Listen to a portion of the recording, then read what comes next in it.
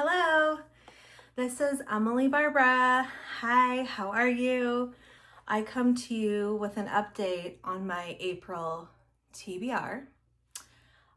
I just wanted to quickly show this is my notebook that I literally hand wrote down my TBR this month so I wouldn't forget what was on it.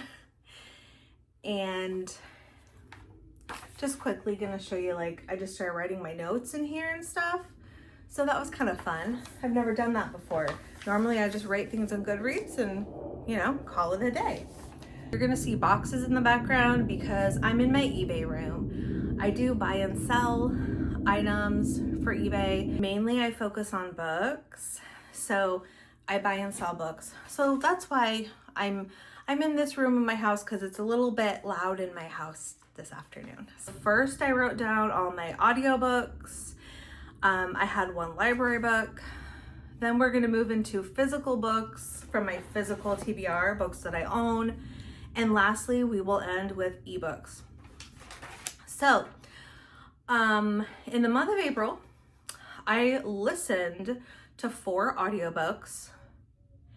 And so the first one is Tales from the Cafe. This is the second book in a series called Before the Coffee Goes Cold by Toshikazu Kawaguchi. Probably am saying that name wrong, but this is a Japanese author, and this series, I believe, has 3 books. I only have 3 of these audiobooks, so if there's any more, I don't have any more after the 3rd one. But I listened to the second book. I gave it 4, maybe 4.5 stars. I don't know if I rounded up to 5 on Goodreads. I think I left it at 4 on Goodreads. I think it was closer to a solid 4 for me. This is a continuation, but it's more like these stories from the cafe where you can do time traveling. So it's a cafe where if you just walked in, it looks like just your normal average cafe in Japan, okay? But some people are in on kind of a secret that you can time travel there. So you've got people visiting the cafe every now and then who are there just because they want to do time traveling. But there's a ton of rules. So there's 4 stories. First book had 4 stories. Second book has 4 stories. In our second book, Tales from the Cafe, we're now starting to kind of get to know the people who own the cafe, a little bit about them and their history. We're starting to learn about, and all of these heartfelt stories are basically, it's people that want to go to the past to visit a loved one that's no longer with us, or they want to go to the future to find out, like there's a woman who wants to find out, am I ever going to get pregnant and have a baby and start a family? So that kind of a thing. I really enjoyed it. There's even a benign ghost in there. The ghost part of this plot just cracks me up. Okay, moving on to book 2, The Absolutist. I gave this a 4 stars. This book is by John Boyne. It is historical fiction based on World War I. An English soldier, he enters into the English military and they send him to France for boot camp. So there's 2 timelines, but it's the same character telling the story. We have our main protagonist. He's a soldier. He's going through boot camp. He falls in love. There's either a suicide or a murder that happens. There's mystery. There's emotions because it's war. So it's so horrible. What happens to people? So sad. What happens to people during a war? We've got the dual timelines where it's mainly the soldiers in boot camp and he's learning how to be in military and all this stuff. He's making friends. The second timeline, he's now in the future. Well, okay, it's 2, not in the future, sorry. It's 2 years after World War I has stopped, okay? And the soldier, is trying to find, and he does find, his best friend in the war passed away, and he has some items from that his friend left when, like, his friend had possessions when he died. So he wants to give those possessions to the family, but there's a reason he's waited 2 years, okay? So there's a mystery in there on both sides. Like, when he meets the family, he learns things he didn't know, and he's like, what? So there's mystery, there's intrigue, there's okay, but there's also kind of like a love story in here. This John Boyne is an LGBTQ plus author. I've read several of his books, and they always have, the ones that I've read always have a gay man as our main character. So think about what it was like during that time, during World War I, and if you were gay and people found out and you're in the military, it's hard. It's emotional, okay? It's emotional. So I gave it 4 stars. I really loved it, but it was so sad. I just want to give you a heads up. Okay. All of his books are sad. John Boyne, every single one I've read has been sad. So you have to prepare yourself. Okay, number 3, What Stalks the Deep by T. Kingfisher. I gave this book 3 stars. 3 stars. 3 stars. I liked it, but I was confused through most of it. This is like book 2 or 3 in a series by T. Kingfisher. I don't remember. I read the others, but I don't remember. I listened to them on audiobook, but it's probably been like a good year or 2, and I forgot the plot. I forgot the characters. So I spent the whole time feeling confused. I probably should have DNF'd it because I feel like it's kind of unfair that I just spent the whole time being confused. I probably just shouldn't have listened to it. Okay. Lots of fungi, mushrooms and fungi horror, plant horror. Okay. Book 4, Play Nice by Rochelle or Rachel Harrison. I never know. I think Rochelle Harrison. I don't know. You tell me. 3.5 stars. I wanted to give this one 4 stars, but I just couldn't. I don't know what I did on Goodreads. Did I give it a 3 or a 4? I don't know. But here's the thing. It's horror. It's witty. It is humorous, and it's full of family drama. I picked this book up or put it on my Libby app because it has a picture of a haunted house on the cover. And I heard someone else say, this is horror, it was scary. I listened to this and I love horror, so this wasn't scary enough for me. This was not scary enough for me. That's why it gets 3.5. If it would have been like more of the book would have been scarier, I probably would have given it a 4 or whatever. But I mean, 3 is a fairly good rating, right? It still means you liked the book, you just didn't love it. So I did like it. It was quirky, witty, funny. The main character cracked me up. This book, we're dealing with our main protagonist's mom just died, and then she has 2 sisters, so there's 3 daughters, and our main character is the youngest, and she's such a spoiled brat, and she's just a spoiled brat. She's an adult that is just doesn't really know how to do adulting. She's just spoiled. She wants her dad and, everyone to do things for her. So a lot of people have said they hated her, that she's an unlikable character. And that's why, if someone rated it a little bit lower, that's why. For me, I actually liked her. I thought she was funny. She had like a dry sense of humor, sarcastic. I just thought she was funny. Yeah, sure, maybe she needs to kind of grow up a little bit, but I thought she was funny. There was way too much drama in this book. The whole book was about the family drama and just a little bit of spooky splashed in at the end. So I think if you want to a scary book that's not very scary, you just kind of want to ease your way in, this would be a good book. But for me, I'm used to being scared and this didn't scare me. So, okay, that's it for audiobooks. Let's move on to library books. I did pick up a library book this month, and it was T. Kingfisher again, but a completely different rating this time. So this one is Hemlock and Silver, 5 stars. I loved Hemlock and Silver. I am not a big fantasy person. I'm very, very, very picky when it comes to fantasy.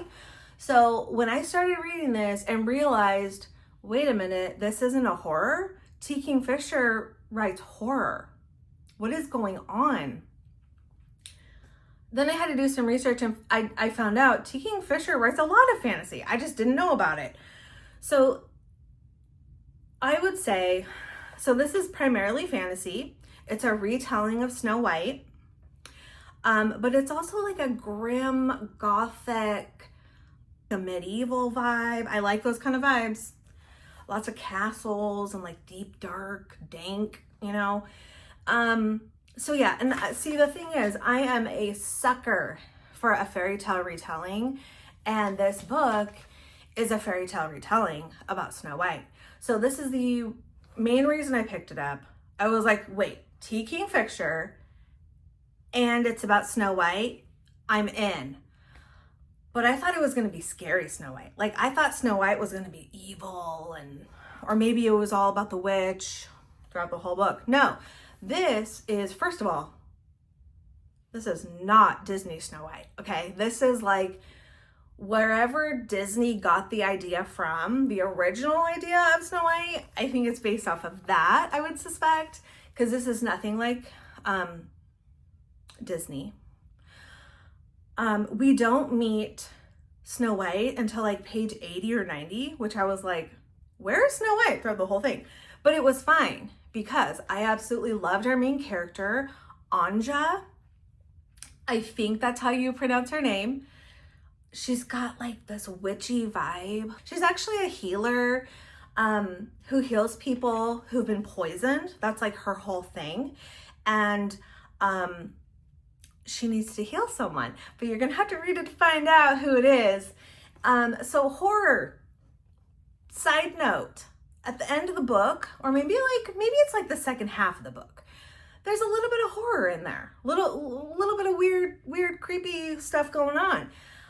So there's a splash, and I know I just said with Play Nice, I was disappointed that there wasn't enough horror. The thing that did it for me in Hemlock and Silver is that it was a fairy tale retelling, and I am just a sucker for those. Otherwise, I probably would have been mad. But I got 5 stars. Okay, that was my only library book. Moving on to physical TBR books. Okay, let's get them. Wrecked. Okay, who is this by again? Carol Higgins Clark. Wrecked, large print edition. This is a mystery. It is actually part of a series of like these, this man and wife who are both detectives, I think. I don't know. It's right in the middle of a series, which actually didn't bother me, to be honest. What did bother me, so I gave this 3 stars. This mystery was really good until I want to say like the last third of the book. I was thinking 4 stars until I got to the last third, and I was like, dude, I don't like how the way this is going. I don't like, remember we've got like police detectives solving a missing person. It's a missing person case, okay? Woman, they think she's fallen into the ocean and been drowned, and they've got Coast Guard looking for her and everything. And the whole time, it's one of these books where we as the reader know what the twist is. In the beginning of the book, basically, like within the first few chapters, we know what happened, But the detectives in here and the neighbors and everyone else in this town, they do not know what happened. So we know what happened, but no one in this book knows what happens. So we are like pining away, like, oh, are they ever going to find out what happened to this woman? Are they ever going to find out the truth? And when you start to realize that, yeah, I think they might end up figuring it out, but it's not, to me, it didn't quite make sense. So that's just my take on it.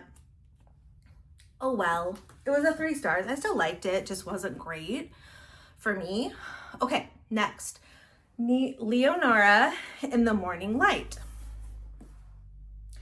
This one I had the hardest time rating. Okay, switch hands. I gave it 3.5 in my journal here, but I can't remember what I ended up doing in Goodreads for either 3 or 4. It was such a hard book to rate for me. This is another historical fiction by Michaela. Her name is Michaela Carter, and historical fiction set in World War II, another really hard-hitting, hard to read because it's so sad type of book.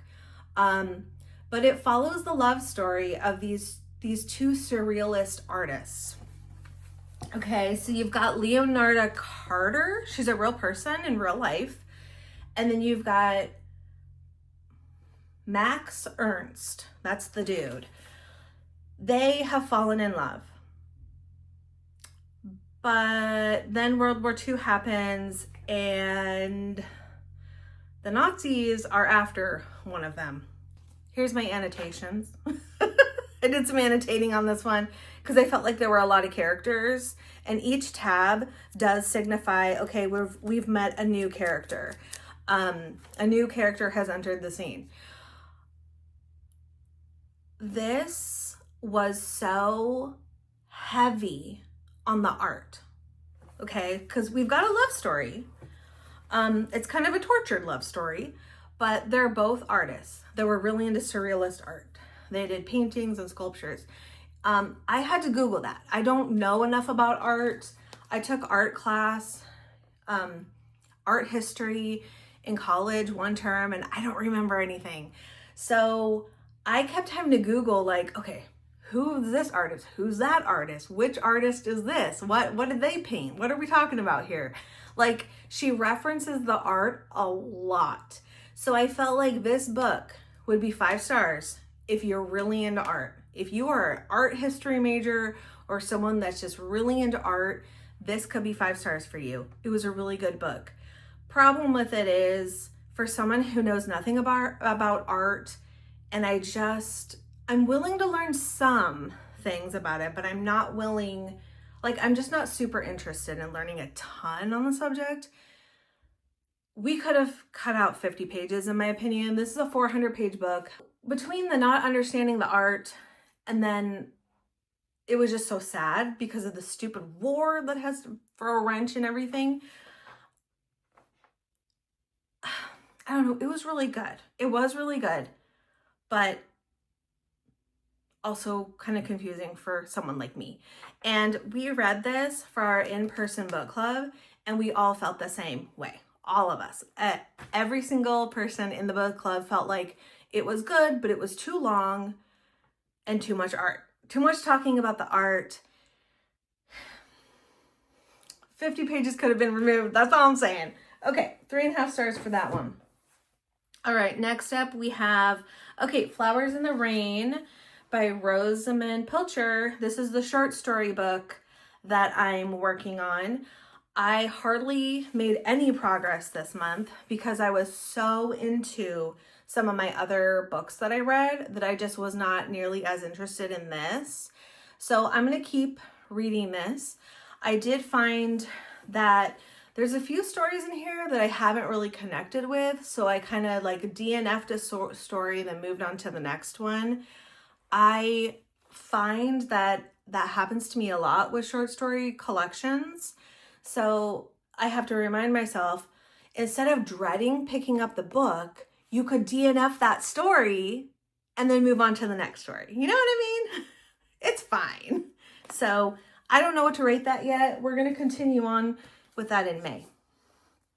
Okay, next one, Sleeping Giants by Renee Denfeld. Oh my goodness, this book ripped my heart out. It absolutely killed me. It was so good, but it killed me. 4 stars. Okay, this is a thriller. We've got 2 points of view. It's a brother and sister. The brother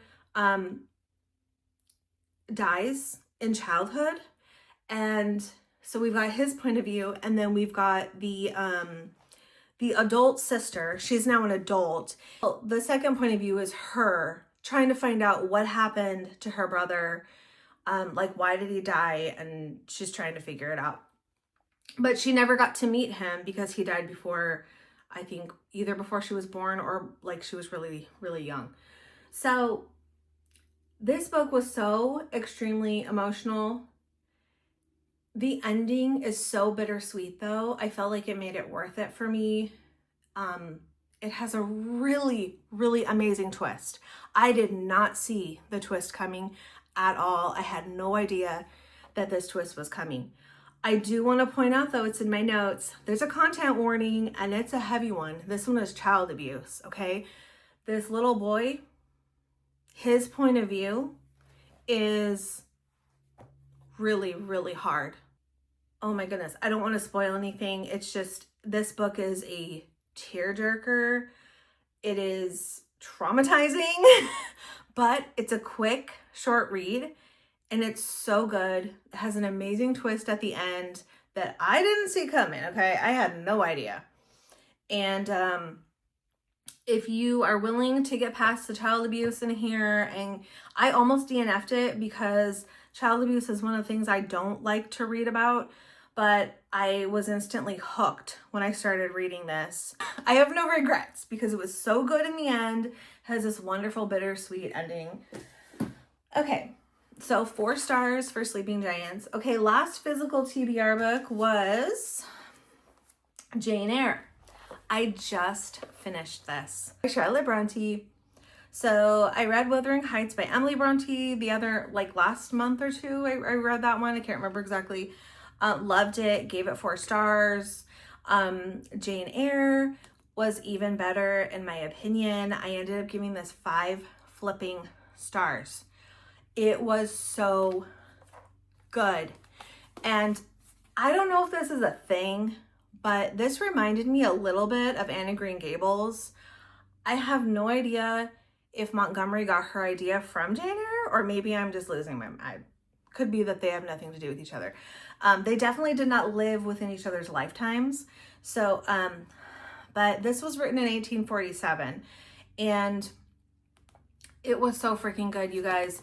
But look at all these annotations. I only put a sticky note when there's a brand new character that we've never seen before. Okay? There's a lot of characters. This is the only way I can keep track of characters that have a lot in them. Okay, so this is like, okay, Jane Eyre's she's an orphan. I didn't know. I knew nothing about Jane Eyre before reading this. It's set in like this Gothic setting, England, 1847. I think like English countryside. She's an orphan who is basically telling her coming of age story of like her whole life, of what happened, how she became an orphan, what ends up happening to her in her childhood, and then it moves on into her adult life. And there's a love story, there's heartbreak, there's like several different mysteries. I did not see that coming at all. And there is a huge twist in here. I was like, what? I did not see it coming. It feels like she's being stalked by a ghost. Like every house she lives in this story, it feels like there's like this ghost that is haunting her that must be following her from house to house. Oh my goodness. There's definitely the spooky vibes. And I don't know, I just got Anne of Green Gables vibes, and I love Anne of Green Gables. So the only thing, now I give this 5 stars, but I almost did 4.5 because I felt like this is too long, but I know authors back in the day, they were paid more. The longer the book, the more the author received in funds from the publisher. So that's why books were longer back then. But I really feel like this could have been separated into like, okay, here's Jane Eyre's childhood, and then book 2 could have been Jane Eyre's adult life, and then maybe even a book 3. Charlotte Bronte, could you come back from the dead and write a 3rd book, a sequel? Because I want to know what happens after this story ends. Okay, it's a must read. I get it. I get why everybody loves Jane Eyre. I get it. Finally, I get it. Okay, last book is an ebook. And this is an e-arc that I received, has not been published quite yet, so I do not want to give away anything. No spoilers, no nothing.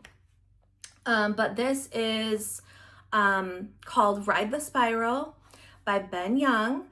I gave this 5 freaking stars. It was so freaking good, you guys. Oh my God. The last 2 books of the month were amazing. I was so excited to leave off the month with 2 really great books. But I read this on my phone because I don't have a Kindle. So I have the Kindle app. Ben Young and Lauren have a channel called The Youngs and the Restless, or Youngs and the Restless. And so go check out their channel. Sorry, my cat keeps trying to come in the room. I can't get away from my family. They're just loud. I don't know. Okay, so this book, it's got sci-fi, it's got horror, it's got time distortion, string theory, emotional parenting struggles. What genre is that? I don't know. But this book was so emotional, and I think that's probably part of the reason why I loved it so much. Did an amazing job describing how that feels to a parent. The feelings of joy yet hopelessness, sometimes in the same day, of I don't know what to do. What can I do to be a good parent? How do I parent this child the way they need to be parented? It is not something that parents talk about because it's almost taboo. It's like we're all just supposed to be born a perfect parent. But when you have a child with neurodivergence, the struggle is real. Okay, you take your kid to all these specialists and you get nowhere. That was my experience for the most part.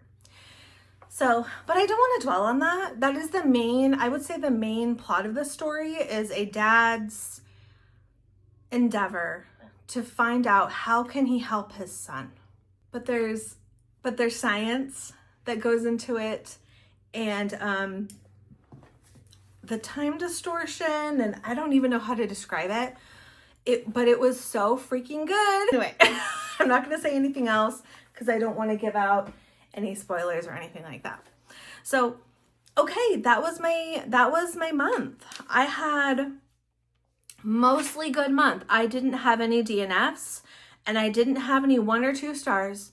Mostly everything was 4, 5, and a couple 3s. That's an awesome month if you ask me. Okay, well, thank you. Have a great month of May. And I hope you had a great April reading month or month in general. Let me know in the comments, how did April go for your reading, and what are you excited for May?